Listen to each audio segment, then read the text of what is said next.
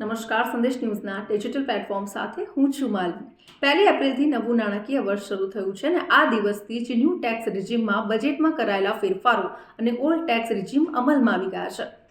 હવે 1 ફેબ્રુઆરીએ રજૂ કરવામાં આવેલા સામાન્ય બજેટમાં નિર્મલા સીતારમણે નવા ટેક્સ સિસ્ટમ હેઠળ 12 લાખ રૂપિયા સુધીની કમાણી કરનારાઓનો જે ટેક્સ છે એને ઘટાડીને 0 કરી દીધો હતો।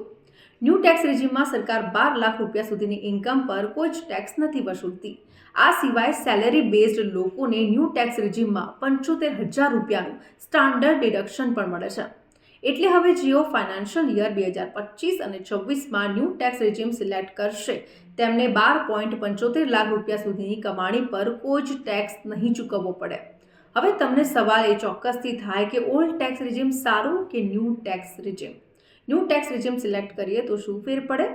કેટલી સેલેરી પર કેટલા પૈસા બચશે અને આમાં ટેક્સ પેયર્સને કુલ કેટલો ફાયદો થવાનો છે?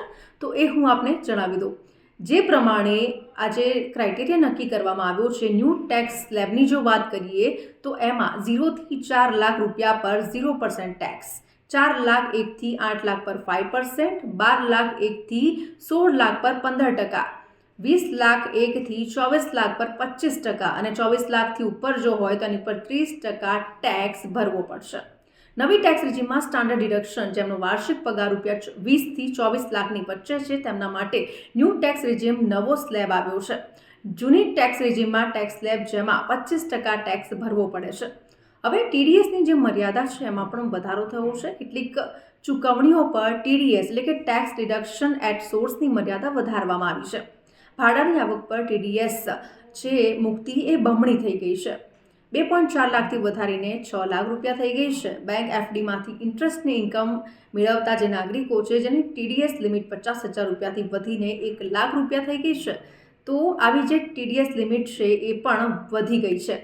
આ સાથે જો વાત કરીએ તો ઇન્કમ લિમિટ અને ટેક્સ રેટ તો 2,50,000 સુધી કોઈ જ ટેક્સ નથી લાગવાનો અને આ સાથે જ 5 લાખ 1થી 10 લાખ સુધીમાં 20%, તો 10 લાખથી વધારે જો રૂપિયા હશે તો 30% સુધી ટેક્સ ચૂકવવો પડશે। હવે આપણે એ જણાવી દઉં કે કોના માટે આ ફાયદાકારક છે ઓલ્ડ ટેક્સ રેજીમ। તો ખાસ કરીને જૂની ટેક્સ રેજીમમાં કોઈ ફેરફાર નથી કરવામાં આવ્યો, જેમાં 5%, 20% અને 30%ના જે સ્લેબ લાગુ થશે। જો તમે હોમ લોન મેળવો છો અથવા મોટું ઇન્વેસ્ટમેન્ટ કરો છો તો ઓલ્ડ રેજીમ હજુ પણ ફાયદાકારક હોઈ શકે છે। જો તમે રેન્ટ ઉપર રહેતા હો તો હોમ લોન પે કરો છો તો મોટા મેડિકલ ખર્ચાઓ ઉઠાવો છો તો તમે ઓલ્ડ ટેક્સ રેજીમ વિશે વિચારી શકો છો।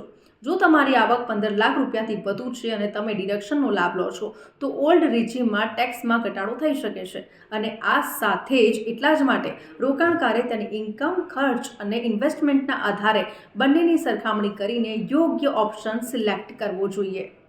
તો આવા જ ઇન્ફોર્મેટિવ વિડીયોઝ જોવા માટે સંદેશ ન્યૂઝના ડિજિટલ પ્લેટફોર્મ સાથે જોડાયેલા રહો।